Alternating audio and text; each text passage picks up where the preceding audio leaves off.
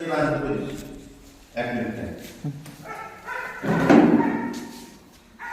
আছে, এতে আপনার ম্যাগনেট ফ্লো আছে, এর তলো এই পানিটুতে জাস্ট খালি হাত মুছে একটু স্যার। স্যার আপনি আর না, আপনি আর আপনি আর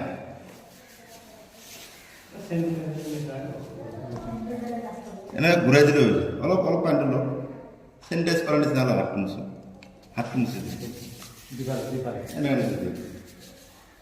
রুমাল আছে হাতখানে যা মুছে দিও।